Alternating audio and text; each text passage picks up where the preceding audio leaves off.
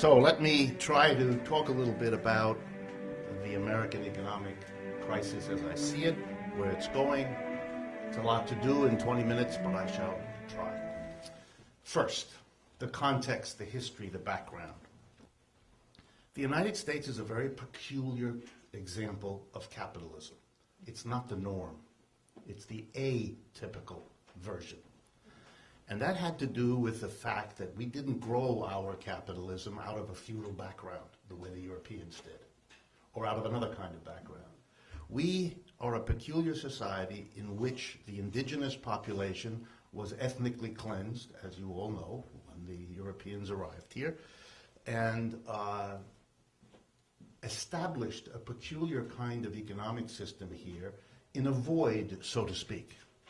They were refugees from Europe, and they wanted to do it, thank you, differently.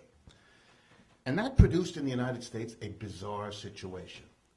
A new kind of capitalism, quite successful, but it always had a problem from the beginning, from the time we became an independent nation. They always had one key problem in this economic capitalism. They had a labor shortage. They never had enough people. And this is crucial that you get this, because it's one of those many things about our economic history that tends to be overlooked in the school courses that you've all had. The Indian population, the Native American population, was unavailable because they were largely dead. And so they're not good to work. And that meant you had to bring people here. Now, we brought a certain number of Africans here against their will by force, as you know, but the bulk of the population had to be brought over here by some lure. Whatever was pushing them out of Europe, they had to be brought by a lure.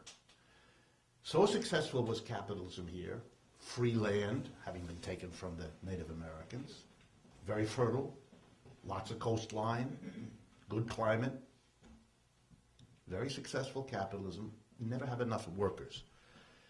So you had to pay high wages. Here comes the big point.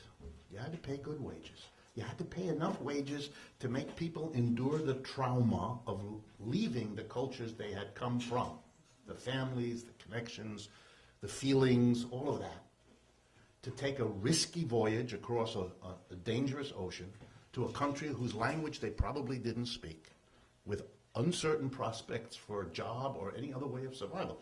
That's a lot of risk. There better be an inducement for that risk. And the inducement was high wages, higher wages than were paid wherever these people came from.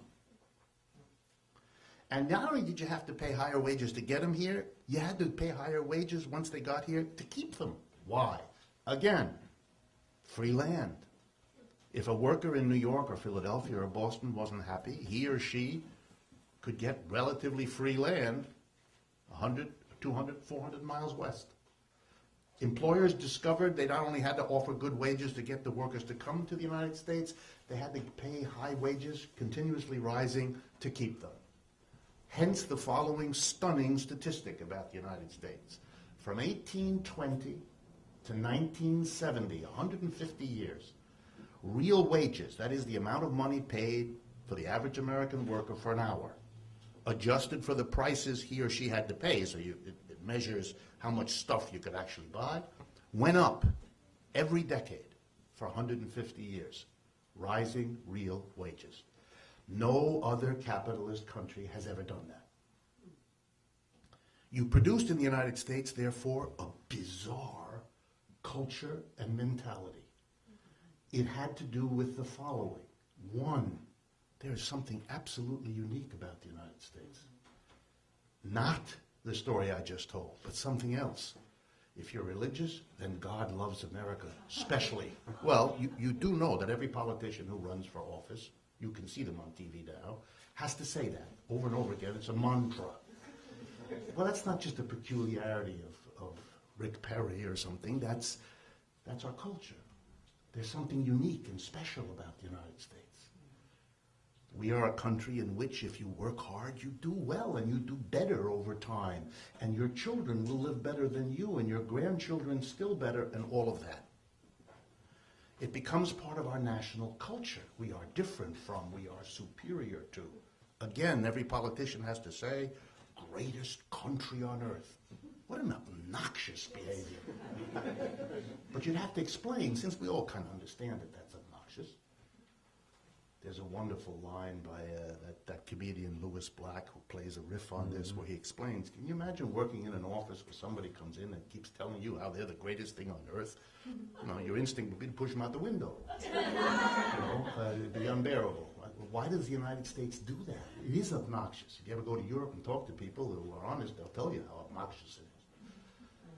Well, it's part of our history. It's our culture. There is something unique about the United States. It did pay higher wages for 150 years, every decade, even across the Great Depression, it's true. In those years, the wages went down, but the prices went down more, so they ended up with more wages. The thing I want to hammer home to you is, it's over. It's been over since the 1970s. In the 1970s, the labor shortage of the United States stopped. Now that's a trauma in a culture. I use the word trauma advisedly. I'm married to a psychotherapist. She's taught me what trauma means, and it's the word I want. Culture goes through a trauma. Consciousness goes through a trauma. The era of working hard and doing better, finished. There's no labor shortage. Americans didn't get paid well because they worked hard. They get paid well because there weren't enough of them. Hard as it is to accept that. But it means that when there are enough, you can work as hard as you want. You're not going to do better. You're going to do worse. Why did that happen in the 1970s? Because the world economy shifted. The very world economy that created this peculiar capitalism in the United States now shifted. What was it? Very simply, the computer removes vast numbers of people needed for work. Instead of 50 people in a supermarket keeping track of how many rolls of toilet paper we buy, we do a little scanning moment at the end when we check out. And one person looking at a computer in Boise, Idaho, can tell you exactly how many rolls of toilet paper have to be ordered by a supermarket in Brooklyn tomorrow. Number two, the United States, because it had paid higher wages, by the 1970s, had created, because that's how capitalism works, an immense incentive for American companies to look elsewhere for cheaper workers whose wages hadn't risen for 150 years. And there are lots of places that are eager to be candidates. So between the computer, which reduced the number of people we needed, and the export of jobs elsewhere, which reduced the number of Americans we needed to give jobs to, the shortage of labor was no longer a problem. And as if that weren't enough, we had two other phenomena. We had a very important historical movement. A vast new labor force entered the workplace looking for work just as the jobs shrank.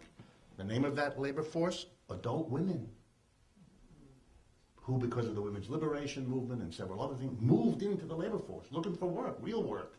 Not a part-time job here or there, not the pin money story, a real job. And we had the latest wave of immigration. This was not from Europe, from Latin America, basically.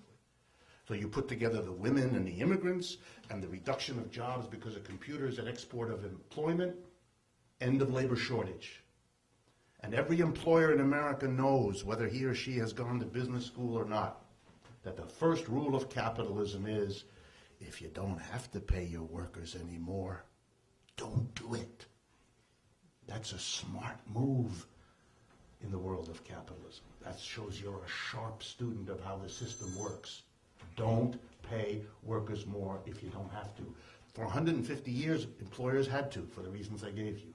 Starting in the 1970s, didn't have to anymore. So guess what? They didn't. The real wages of the United States in 1970 stopped rising, and they have never resumed. The real wage of an American worker today, the average amount of money adjusted for the prices in 2011, is what it was in 1978. Very important you understand that. Not a statistic you'll see real often in the newspaper, but it comes from the Bureau of Labor Statistics in Washington, the official source for all these numbers. So there's no secret I'm telling you here. Any economist with minimum training has learned how to look at those BLS numbers, and there they are. So how did the American people handle this trauma? Badly. Because the trauma was never articulated. Again, my psychotherapist wife, if you want to get through a trauma, you got to face it. You know, like if you go to an AA meeting, you begin, I have a problem, that's why I'm here. Well, you'd have to have had a culture that faced the problem. There had to be a culture in the 70s that said, hey, we're at a turning point in our culture. There's no more rising wages and not likely to be any. We had nothing of the sort. We're so busy being the greatest country on earth, we needed to pretend that nothing was going on. Which meant that every American working class family had to face this crisis without information about why it was happening, without an understanding of it as a social problem. And so they handle it as an individual issue. In case you haven't figured that out in life, you cannot solve social problems with individual actions. That's a mirage.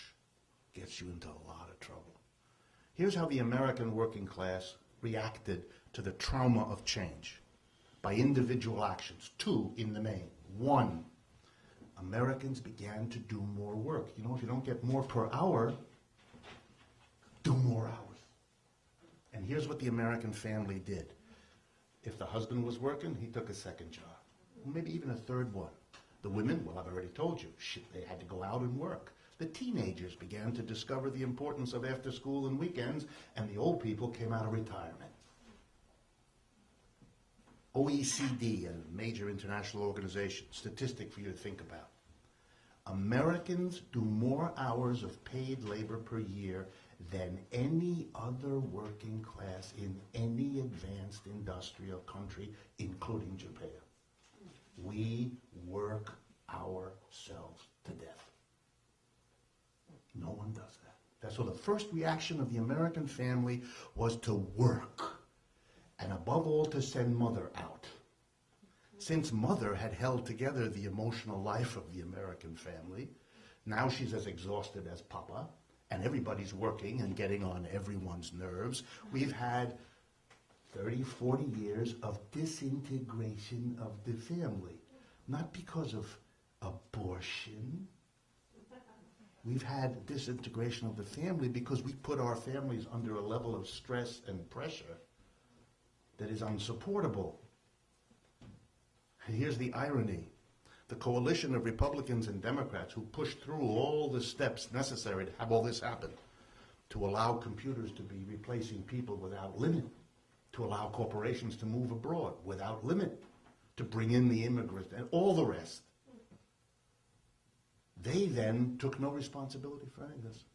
Worse, one of the two parties figured out that since they were busy destroying the family, that would probably generate a nostalgia for the family, and one of the parties figured out how to use that to stay in power.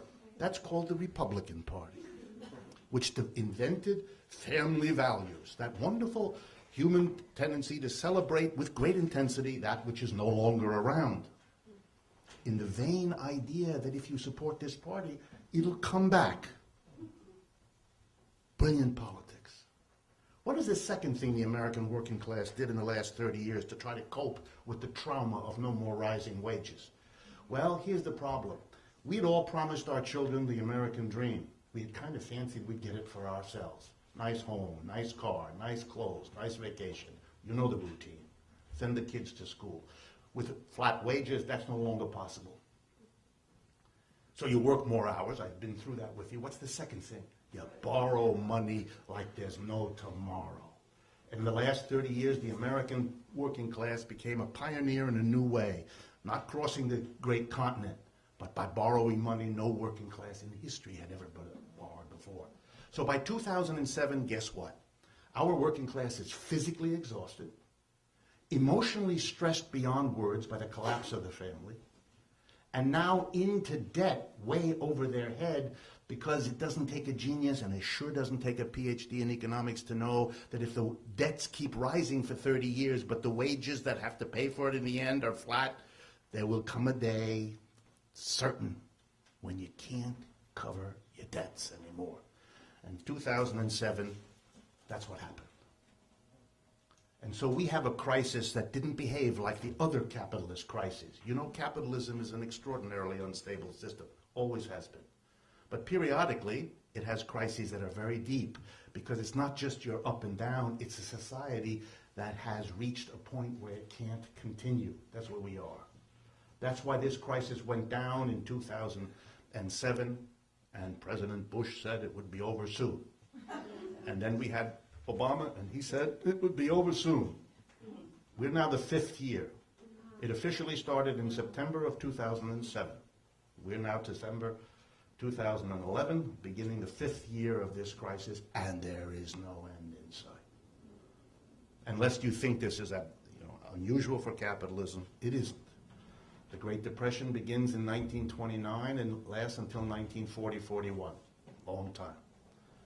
The Great Depression that hit Japan in 1989 is still going on. So the idea that they always have to be short, wishful thinking.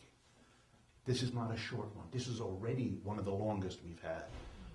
And as I say, there's no end in sight. Okay. If I had time, I'd talk to you about how the bad news for the working class, the vast majority, has been spectacularly good news for the other side, the employers. So let me do real summary with you. If for 30 years the wages are flat, it's basically what we've had. And if over the same time the productivity of workers has risen every year a little bit, productivity simply measures how much stuff per hour is produced per worker. How many hamburgers, how many shirts, how many computer programs, or whatever. So the productivity goes up over the last 30 years. The wages are flat. Real simple economics. Wages is what the employer gives the employee. Productivity is what the employee gives the employer. So let's review. What the employer gives the employee is flat. What the employee gives the employer keeps going up. That's why we've had 30 years of prosperity. That's why over the last 30 years the United States has become a much more unequal society, because the mass of people got themselves into debt, while a tiny number of people, those around the employing class, did spectacularly well. Stock market runs like we've never seen before. And if I had more time, I'd explain to you that when the American working class went into debt over the last 30 years, if you think about it, you might have had in your mind the flashing question, where'd the money come from to give them those loans? And the answer is, the extra profit the employers got because they didn't pay workers rising wages was taken by them and lent back to the American working class. For the employers, it meant instead of paying workers rising wages for this last generation, the way we've done for the previous 150 years, we've got a new kind of capitalism. We don't increase their wages. We drive them into debt. They're going to have to borrow for the weekly groceries. They're going to have to borrow to send their kid to college. They're going to have to borrow for everything. And they're going to be in hock forever. And if I had more time, I'd stop now and I'd play the national anthem. But we're pressured for time, so I will continue. Not only did the employers reap unbelievable profits, but like employers in capitalism always do, when excited by profits, they developed a mythology about why they were there. Quickly now. Mythology number one. This is not about not paying workers' wages increases anymore, because what kind of an achievement would that be to boast about? No. So we began in the 1970s, when this began, by developing the mythology of the genius entrepreneur. We learned names like Lee Iacocca and Jack Welch. Some of you will remember. Iacocca from Chrysler, Welch from GE. Books were written about. You saw them on television. Suddenly we were supposed to believe these people had become geniuses. Implication, they were morons before, but suddenly they became geniuses. And the reason these companies were making a great deal of money was they were so terribly smart. The stupidity of this is beyond words, but there is a method to the madness. Because what? If the reason the companies are making money is not because they're sticking it to their workers, which was the truth, but rather it's the genius of the top executives, then the logical follow point would be you ought to pay them for what they are achieving. So starting in the 1970s, we start paying our executives wild amounts of money. American executives are paid much more than their counterparts in Europe or Japan. So this has nothing to do with capitalism per se. That's the mythology here. This has to do with a peculiar moment of our history, which the executives have been grabbing ever since. 2 years ago, when the crisis hit, we all became upset about Goldman Sachs. And I'm glad. It's just 30 years late. Corporations have been stealing that money by their executives. Second thing they did, they developed fancy new instruments to make even more money by trading obligations, derivatives, asset-backed securities, all that stuff. And as always has happened in capitalism, they went crazy in their speculation. So by 2007, they had created a mountain of these new instruments, all of which had a particular thing in common. They were all new financial instruments based on the debts of the working class. Asset-backed securities means a security that isn't a share of a company making something. It's a share of a debt obligation in the society. Mortgage debt, credit card debt, car payment debt, college student debt. All of those things have been made into securities that are bought and sold by the trillions around the world. But they all depend on the ability of the underlying working class to pay back. But you created the impossibility for them to do that. And by 2007, the explosion happened. The speculations collapsed because they were premised on a working class whose debt level was unsustainable. It is a wonderful example the next time someone tells you about the efficiency of the capitalist system. There's not a story of efficiency. This is a story of unmitigated disaster. And the system that wants us to celebrate it when it is delivering the goods has to stand there and take it when it's delivering the bads, one after another, year after year. Otherwise, the claims to efficiency are hollow. Let me bring this to a close. We've been here before. This is not the first time. The last time, and the only relevant example to really use these days, is the Great Depression of the 1930s, when unemployment was greater than we've had it, at least so far, in this one. Bank failures, very similar to this one. And what happened? Two things, two big lessons. Number one, we had a radical shift in the government's policy. Franklin Roosevelt was elected as a balanced budget Democrat, a centrist, we might call him today. Nobody with a program to deal with the Great Depression, even though that's what elected him.